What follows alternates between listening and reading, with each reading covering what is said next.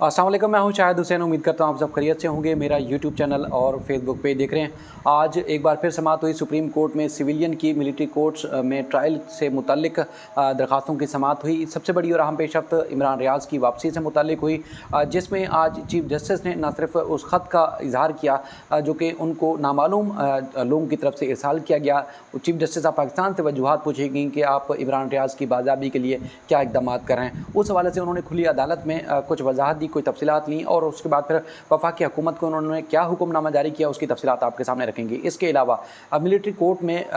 जो मुख्तलिफ दो अलग अलग बातें आई थी कि किन किन की जो है वो ट्रायल चलाया जा रहा है और किन का नहीं चलाया जा रहा है। यानी कि मिलिट्री ट्रायल कोर्ट में गुज़श्ता रोज़ जो प्रेस कॉन्फ्रेंस की गई थी, अहमद शरीफ साहब जो कि DGISPR हैं, उनकी तरफ से कहा गया था कि 102 अफराद के ख़िलाफ़ ट्रायल का आगाज़ कर दिया गया है। आज एक बार फिर अटार्नी जनरल ने कहा कि नहीं, जो है वो तहकीकात हो रही है। उस हवाले से भी अहम तरीन बातें हुई, क्या तफसीलात हुई वो आपके सामने रखेंगे। इसके अलावा लंदन प्लान के बाद दुबई प्लान का बाकायदा तौर पर आगाज़ हो चुका है। किसको हुकूमत मिलेगी, किसको हुकूमत नहीं मिलेगी, नजम सिटी को क्या मिलने जा रहा है, उस हवाले से तमाम तर तदारुक जो है, तमाम तर इक़दाम जो है वो किए जा रहे हैं, जिसमें नवाज शरीफ, आसिफ जरदारी, बिलावल, मरीम और दीगर की जो मुलाकातें हैं। यानी कि कभी भी आप ये भी जो है वो अज्यूम कर सकते हैं कि जब अयाम मुक़द्दसा होते हैं, यानी कि हज या उम्रे की सआदत हासिल करने के लिए ये ख़ानदान जाते हैं, तो अल्लाह के हज़ूर पेश होकर अल्लाह से माफ़ी मांगने के बजाय, अल्लाह से तौबा करने के बजाय और मुल्क और कौम की बेहतरी के लिए इक़दामात और दुआएं करने के बजाय अपनी हुकूमतें और जोड़ तोड़ करने के हवाले से हमेशा इनकी जो तफसीलात हैं, अपडेट्स हैं, वो हमेशा सामने आती हैं। माजी में भी आपने देखा होगा जो कि नैब कोर्ट के जज थे, उन्होंने ख़ुद किस तरह कहा कि वहाँ पर मक्का में बल्कि मदीना शरीफ में बैठ के किस तरह जो है उनसे फ़ैसले तब्दील करने के हवाले से जो है वो शरीफ ख़ानदान ने कोशिशें की थी। और लेकिन अब जो है अब की बार भी जब ये सारे ख़ानदान एक साथ हो रहे हैं, मुलाकातें कर रहे हैं और जोड़ तोड़ जारी है, तो उस वक्त भी ये हो रहा है कि किसको क्या हुकूमत मिलेगी, किसको क्या ओहदा मिलेगा, निगरान सेटअप आएगा तो किसको क्या ओहदा दिया जाएगा और क्या क्या उनको जो है वो चीज़ों से नवाजा जाएगा। लेकिन हम आज चूँकि बात कर रहे हैं इमरान रियाज के हवाले से, तो उसमें जो बताया गया है आज सुप्रीम कोर्ट ऑफ पाकिस्तान में जब समाअत हुई, तो उसमें साफ़ी इमरान रियाज के हवाले से जब तज़किरा आया, उससे पहले मिलिट्री कोर्ट में सिविलियन के ट्रायल्स और उसके अलावा दीगर के ट्रायल के हवाले से और उसके बाद आर्मी एक्ट के हवाले से तमाम जजेज़ ने सवालात किए। यानी कि आज की समाअत के बाद पहले जो वाज़ेह नहीं हो पा रहा था कि अदालत का माइंड क्या है, अदालत क्या चाहती है। गो के ये तासुर है मुख्तलिफ हुकूमत के करीब समझे जाने वाले सहाफ़ी हैं उनका कि सुप्रीम कोर्ट का हुक्मनामा कुछ भी है लेकिन उस पर अमल दरामद नहीं किया जाएगा, अमल दरामद नहीं होगा। लेकिन अदालत का माइंड इससे वाज़ेह नहीं हो रहा था, इससे पहले वाज़ेह नहीं हो रहा था, लेकिन अब अदालत का माइंड वाज़ेह हो चुका है और अब तासुर मिल रहा है कि अदालत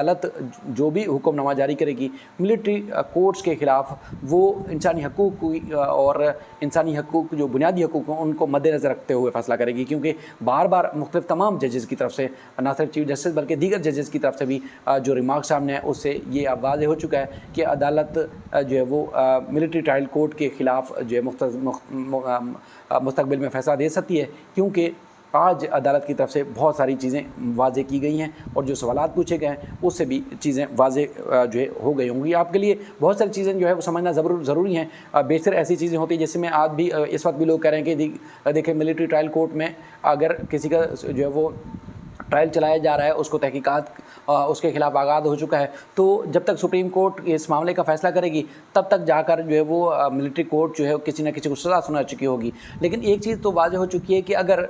किसी को भी सज़ा सुनाई जाएगी तो वो सज़ा मौत नहीं सुनाई जाएगी। दूसरा ये ऑप्शन है, दूसरा जो सबसे बड़ा और अहम ऑप्शन ये है कि हुकूमत ने इस बात को भी आज सुप्रीम कोर्ट में तस्लीम कर लिया है कि जो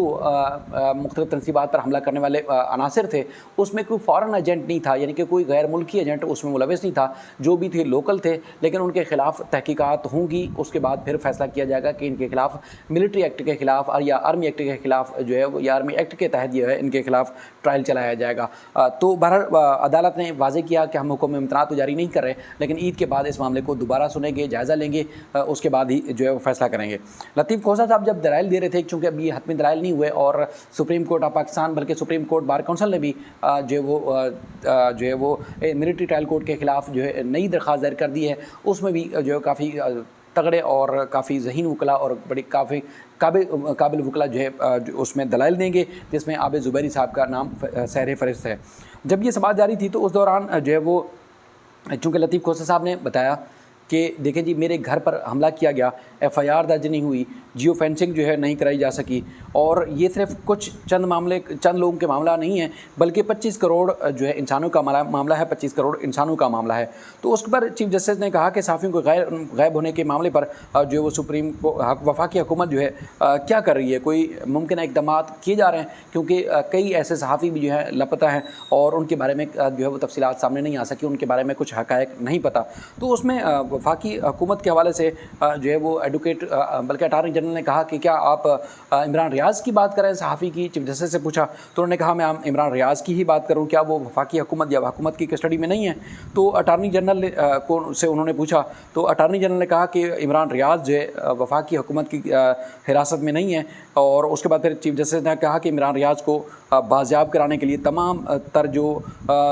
इक़दाम हैं, जो वसाइल हैं, उनको बरूए कार लाया जाए। और उसके बाद फिर उन्होंने शिकवा भी किया समाअत के दौरान कि मुझे भी एक ख़त मौसूल हुआ, मुझे नामालूम लोगों की तरफ से ख़त इरसाल किया गया जिस पर मुझ पर इल्ज़ाम लगाया गया। चीफ जस्टिस कह रहे हैं कि इमरान रियाज़ की खातिर आप जो है कुछ नहीं कर रहे। चीफ जस्टिस का कहना था कि इस तरह की हरकत से माशरे में खौफ हरास फैलता है और इस तरह जो है वो लोग परेशान हैं। तो उनका कहना था कि हमारी तवक्को है, उम्मीद है कि ईद से पहले, ईद पर जो है इमरान रियाज़ वापस आ जाएंगे और अपनी जो ईद है वो अपने बच्चों के साथ जो है करेंगे। उन्होंने कहा हम ईद के बाद मिलेंगे और मज़ीद जो कार्रवाई होगी वो ईद के बाद होगी। अच्छा, मियाँ इशफ़ाक़ अली जो कि इमरान रियाज़ के दोस्त भी हैं और इससे पहले भी जब वो गिरफ़्तार हुए तो मियाँ इशफ़ाक़ ही जो है वो पेश रहे, उनको रिहा करवाने में मुख्तलिफ़ अदालतों में उनके खिलाफ जब मुकदमा ज़ेर समाअत थे तो लाहौर हाई कोर्ट में भी उन्होंने खुद अदालत को बताया कि केस की समाअत लंबी अरसे के लिए मुलतवी की जाए। इमरान रियाज़ की बाजियाबी के लिए बड़े इक़दाम हो रहे हैं तो लिहाजा ये समाअत मुलतवी की जाए। तो उन्होंने चीफ जस्टिस को खुद यकीन दहानी कराई थी, जिसके बाद chief justice Lahore high court जो है उन्होंने खुद समाअत को मुलतवी किया और कहा कि चले हम इस बात का इंतज़ार करते हैं, क्योंकि वर्किंग ग्रुप बनाया गया है और वर्किंग ग्रुप जो भी इक़दाम करेगा उस हवाले से तफसीली रिपोर्ट अदालत में रखी जाए। दूसरा, अब चीफ जस्टिस ऑफ पाकिस्तान ने ये भी अटार्नी जनरल पाकिस्तान को पाबंद कर दिया है कि एक तो ये है कि आम लोगों का जो ट्रायल है मिलिट्री ट्रायल कोर्ट के अंदर कैसे चलाया जाएगा और जिनकी तफसीलात रखी गई हैं उनको क्या पब्लिक क्यों नहीं किया गया। और उसके बाद फिर ईद से पहले तमाम जो आर्मी एक्ट के तहत गिरफ़्तार किए गए हैं या उनको मुंतकिल किया गया है उनके अहल खाना से मुलाकातें कराई जाएँ और उनकी फ़ोन पे भी बात कराई जाए, ये हिदायत जारी की गई हैं। अब देखना ये है कि इमरान रियाज़ क्या वाकई जिस तरह की तवक्कुआत हैं या जिस तरह कोशिशें की जा रही हैं वो अपने बच्चों के साथ ईद आकर मनाएंगे और सुप्रीम कोर्ट की हिदायत के बाद क्या इमरान रियाज़ की बाजियाबी यकीनी हो पाएगी या नहीं। आने वाली वीडियोज़ में इंशाल्लाह मज़ीद आपके सामने तफसीलात रखेंगे। अपना ख्याल रखिएगा। अल्लाह हाफ़िज़।